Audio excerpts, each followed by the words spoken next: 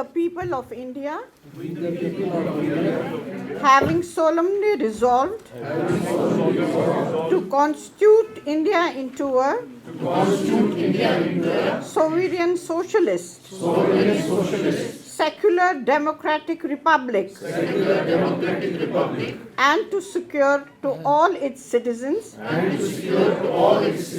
justice, social, economic, and political liberty of thought, expression, belief, faith, and worship, equality of status and of opportunity, and to promote among them all fraternity, assuring the dignity of the individual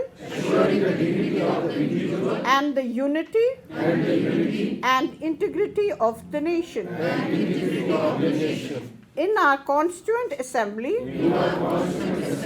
this 26th day of November, 1949, do hereby adopt, enact and give to ourselves this Constitution.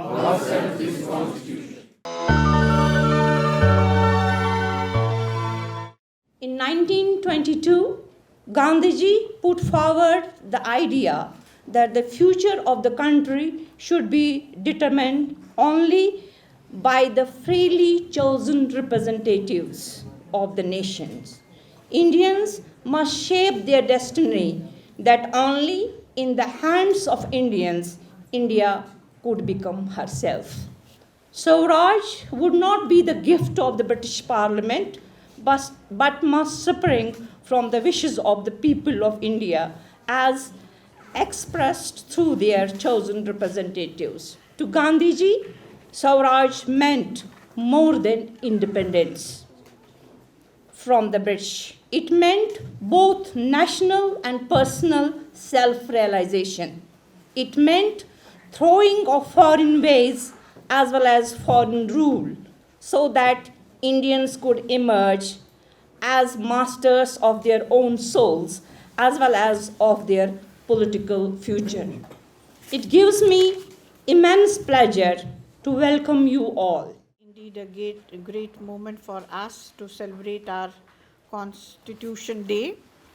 And as earlier speaker said, that this day has great importance for our country, as it gave us, everything in the Constitution which was framed. And the Department of Law, students of law are so lucky that they have studied this document and they are studying this document. Why I'm saying that they are lucky? Because believe me, if I would have not gone in home science, I would have joined law. I sometimes, have this, why didn't I join law? Because I can see that this subject of law is so important, and really you use it in every day of your life. And when I see around me, whether it's bureaucrats, whether it's in any other position, all students of law, whether our own alumni or from anywhere, they are at the helm of affairs.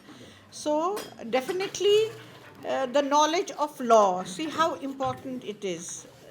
Our own constitution, other laws, how important it is for a person to learn them, and how it helps them in return in attaining different positions, because law-knowing person should be there definitely in order to run the mechanism, administration, academics, whatever. So when we go to our constitution of our country, definitely it declared us as a sovereign country. And see the different laws which were framed, keeping into consideration its multiculturalism, its multi-regionalism, and the people which live in our great country. As per that, everything was taken into consideration, whether it's secular, whether it's democratic, justice, liberty, equality, and fraternity. How, each and every thing was ensured in this particular, constitution. The book is so big. Just imagine kitni der unko lagi hogi to write the constitution. Definitely, Dean Academic said that there should be some awareness type of lectures for our students, make it you not only for students, even for employees, even for teachers. We all should know about our constitution. So I really want ki Department of Law should organize such awareness types of lectures. We can make it compulsory for our employees to attend, for our students to attend, faculty wise, and for that whatever administration has to do, we'll definitely do it. But definitely we feel that knowledge, a model type, some module should be framed out so that this knowledge is passed to our youth, those who are not studying law, to other specializations, so that they come to know what our constitution has given us. It has given us dignity, it has given us equality, it has given us everything, so that everyone knows what our constitution has given us. This is really a pride moment for us that we are celebrating this Constitution Day, which was in fact considered to be celebrated on the birthday of Dr. B.R. Ambedkar, who is the father of framing this Constitution of India. This document is not merely a document, but this is something like a Bible for us. As you know, after gaining independence, the country was in ruins. So it's a diverse country having a long history, the geographical area. So it was from north to east, from west to south. To put this in order, the hard work done by our freedom fighters and the shape given by Dr. B.R. Ambedkar. It is the power of this document which unified our country, the country which we see in the present time. We call it as the largest democracy in the world. So this document, Constitution of India, initially there was a committee formed under the chairmanship of Dr. B.R. Ambedkar, and it took almost 11 sessions and 165 days to frame this document. And initially it had 395 articles, and as of now we have 448 articles. You can see the power of this document that yesterday itself, Supreme Court passed a ruling that there can be no change in the preamble of the Constitution of India. There were several petitions filed, and the Supreme Court ultimately gave the decision that the preamble, like sovereign, socialist, secular, and democratic country, it cannot be changed. And this document was adopted in 1949, today the 26th November, and it was put on place in 1950. Initially it was written in English language. Later on, Dr. Rajendra Prasad translated it to Hindi version. As you know, every country has its own constitution. Like if you go and see the Constitution of Britain, it is not written anywhere. It's a verbal document. It's uncoded.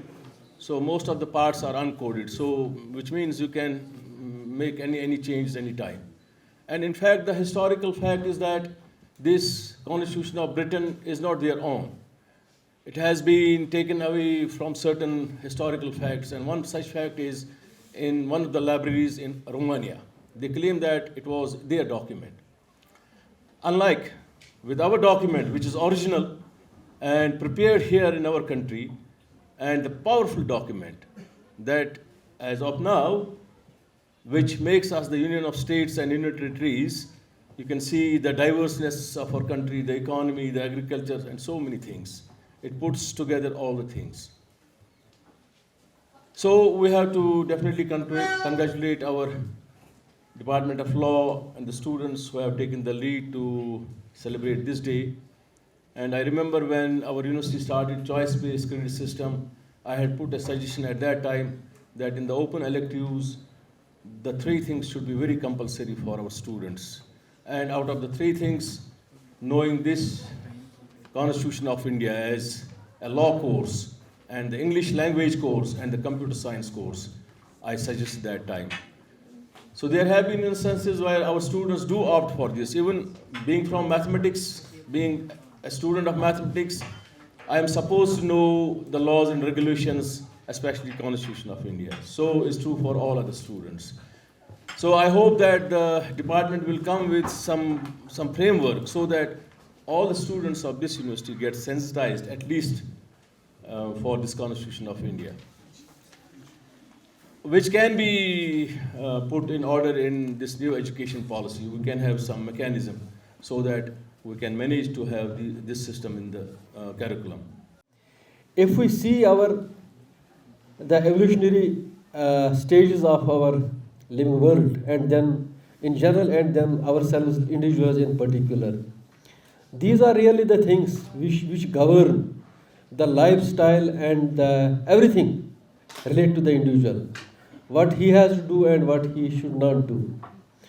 So it is the Constitution of India that makes us elaborative and explanation of everything.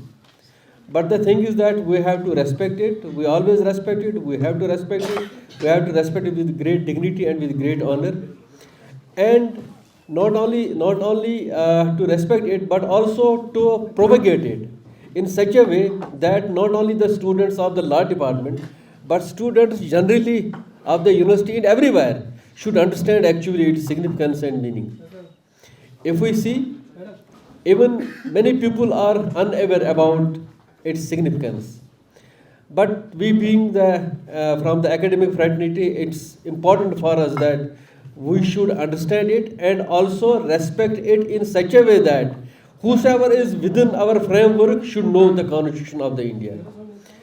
And then, as we said, that we also call it generally known as Samvidhan Divas. We are very thankful, as the registrar of the university, I am very thankful to the Department of Law, who have organized this event with great show. And I am happy to see that all the students of the law department are here and listening very patiently. So today, when I compare myself between 6-7 years and now, I feel that law department students were always right, that because they were explaining the Constitution. Even today also, whenever there is a discussion with the faculty of the law department, you always come up with the Constitution things, because you are well versed with things. So you have a bigger role to play in the society. That whosoever doesn't know, you have to make him to know, and then popularize it with great favor. So thank you very much. Thank you, dear students. Assalamu alaikum. Dear students, ladies and gentlemen, today we are here on a very important day, which is the Constitution Day. And in fact, this is not a very simple day. And if we'll read our history, the history of our great nation, two historical events have happened in our country. The first was the independence that our great nation has got from the British rule in 1947. Then in 1949, another very historical moment that has happened in the history of our great nation, that was the framing of the Indian Constitution, which was finally adopted in 1950. And today, since 1947, this country has seen many ups and downs. But today we are very pleased to see our great nation, that it is today considered the engine of growth for the entire world economy. Today, India is considered a very important power at the world forums. India has attained such a great importance and significance in the world that any power of the country, they would like to see to develop the relationship with our great nation. But what has contributed towards achieving such a great milestones in the history? And the credit only goes to this very important document, that was the Constitution. And we call it a living document. Perhaps this is the longest written document, the biggest written document, containing perhaps 448 articles and around 56 schedules perhaps. And it is the biggest written document in the entire world. And it's not merely a document. In fact, it enshrines the rights and duties of its citizens.